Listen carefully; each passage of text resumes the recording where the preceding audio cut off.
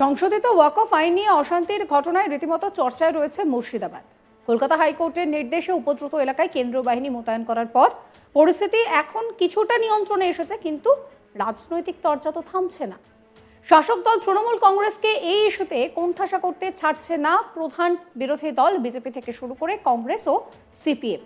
এই পরিস্থিতিতে যদিও রাজ্যের মানুষকে শান্ত থাকতে ও কোনো রকম কোনো উস্কানিতে পা না দিতে অনুরোধ করেছেন রাজ্যের মুখ্যমন্ত্রী মমতা ব্যানার্জি, কিন্তু রাজনৈতিক মন্তব্য, পাল্টা মন্তব্য এগুলো তো থামছে না। রাজ্যের মুখ্যমন্ত্রীকে আইন শৃঙ্খলা ইস্যুতে কাঠগড়ায় তুলে রাজ্যে অবিলম্বে রাষ্ট্রপতি শাসনের দাবি করেছেন বিজেপি সাংসদ জগদম্বিকা পাল।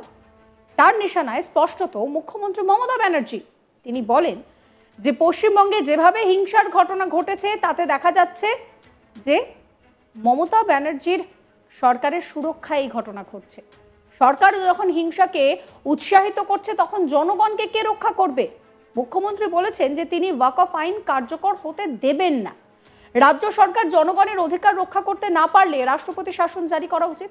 কি বলছেন এই বিজেপি সাংসদ, শুনুন। उन्होंने सही कहा कि आखिर कानून का राज्य स्थापित करने का दायित्व या कानून व्यवस्था ये राज्य सरकार का होता है। राज्य को अपने राज्य के सभी नागरिकों की सुरक्षा करने की रिस्पॉन्सिबिलिटी, दायित्व उनका होता है। और आज वक्फ के कानून पास होने के बाद जिस तरह से बंगाल जल रहा है, जिस तरह से लगातार हिंसा हो रही है और मुर्शिदाबाद से लोग पलायन कर रहे हैं, बड़े पैमाने पे मुर्शिदाबाद से हिंदू पलायन करके नदी कूद करके मालदा जा रहे हैं, घरों से खींच करके पिता पुत्र की हत्या की जा रही है, पुलिस मूक खड़ी हुई है। तो इससे साफ है कि ये ममता सरकार के संरक्षण में वहाँ हिंसा हो रहा है। ये राज्य द्वारा प्रायोजित है, स्टेट स्पॉन्सर्ड वायलेंस है। तो जब खुद ही रक्षक भक्षक बन गया है तो फिर कौन रक्षा करेगा? अभी भी जो लोग घरों से पलायन कर गए बड़े पैमाने पे हिंदू, वो घर वापस जाने के लिए तैयार नहीं। और जिस तरह से ममता बनर्जी कोई कार्रवाई नहीं कर रही, उनके पुलिस के लोग भी उन हमलाओं और दंगाइयों से घायल हो रहे हैं। वो इसलिए कि केवल मुस्लिम नहीं है, उसमें बांग्लादेशी भी हैं, रोहिंग्या भी हैं जो अवैध रूप से घुसपैठिए हैं। और जिस तरह से ममता बनर्जी का बयान आया कि हम इस वक्फ के कानून को बंगाल में लागू नहीं होने देंगे, तो आज जब वो कानून पार्लियामेंट से पास हुआ है, वो लॉ ऑफ द लैंड बन गया है, तो लॉ ऑफ द लैंड को लागू नहीं होने देंगे। तो अपने इस तरह के बयानों से उत्तेजना फैला रही हैं और इसलिए लोग प्रवोक हो रहे हैं और इस तरह से लोग सड़कों पे खुलेआम दंगा कर रहे हैं, लोगों को पीट रहे हैं।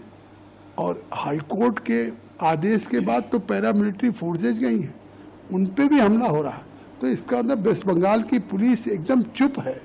तो अब जब राज्य का काम था सुरक्षा देना और राज्य उसमें विफल है, तो मुझे तो लगता है कि वेस्ट बंगाल की स्थिति सामान्य नहीं है कि जब वो अपने नागरिकों की सुरक्षा नहीं कर पा रहे तो वहाँ तो राष्ट्रपति शासन लागू होना चाहिए।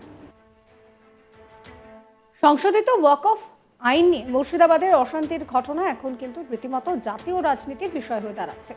উত্তরপ্রদেশের মুখ্যমন্ত্রী যোগী আদিত্যনাথও রাজ্যের মুখ্যমন্ত্রী মমতা বন্দ্যোপাধ্যায়কে নিশানা করেছেন। প্রশ্ন তুলেছেন এত বড় ঘটনা ঘটার পরেও তার নিশ্চুপ থাকা নিয়ে। তিনি একটি জনসভায় এই প্রসঙ্গ তুলে বলছেন, বাংলা জ্বলছে, তা সত্ত্বেও ওখানকার মুখ্যমন্ত্রী মুখে কুলু পেটেছেন। ধর্মনিরপেক্ষতার নামে হিংসায় ইন্ধনকারীদের ওপরে কোনো পদক্ষেপ করা হচ্ছে না। এসব দুষ্কৃতীদের ওষুধ ডান্ডা। যাদের বাংলাদেশ পছন্দ তারা যেন সেখানেই চলে যান। কি বলেছেন যোগী আদিত্যনাথ, শুনুন। 2017 के पहले के उत्तर प्रदेश को हर दूसरे तीसरे दिन दंगा होता था। बहनों और भाइयों, इन दंगाइयों का उपचार ही डंडा है। बिना डंडे के मानेंगे नहीं। आप देख रहे होंगे बंगाल जल रहा है, वहां की मुख्यमंत्री चुप है, दंगाइयों को शांति दूत कहती है। अरे लातों के भूत बातों से कहां मानने वाले हैं?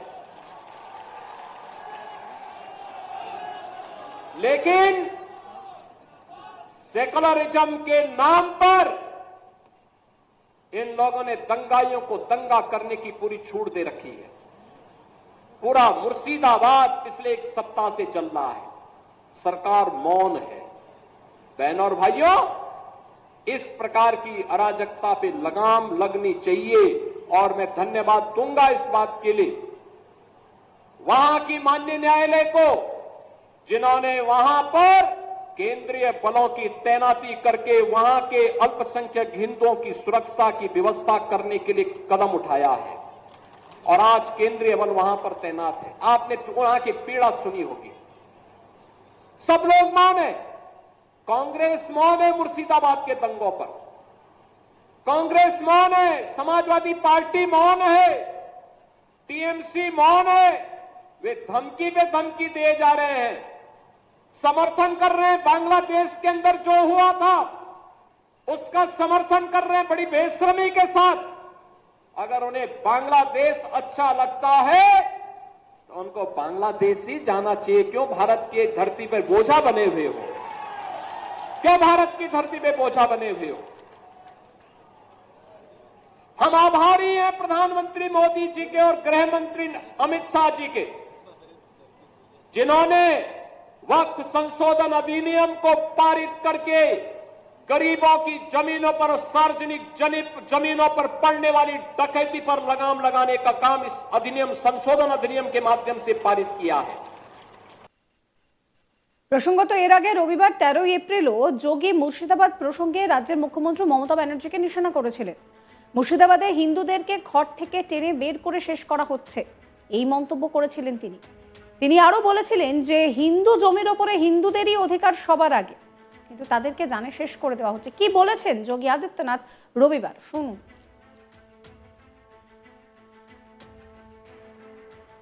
मुर्शिदाबाद 3 हिंदुओं की निर्मम हत्या हुई, उनके घरों से खींच करके उनकी हत्या हुई। और ये सब कौन है? ये सभी वही दलित हैं, वही वंचित हैं, वही गरीब हिंदू हैं, जिसको इस जमीन का सर्वाधिक लाभ मिलने वाला है। सर्वाधिक लाभ मिलने वाला है। ये लैंड राजस्व के रिकॉर्ड में फिर से आएगी तो एक गरीब भी हाई राइज बिल्डिंग का, मल्टी स्टोरी बिल्डिंग का लाभ उठा पाएगा। उसको भी वहां अच्छे फ्लैट सरकार बना करके उपलब्ध करवा देगी।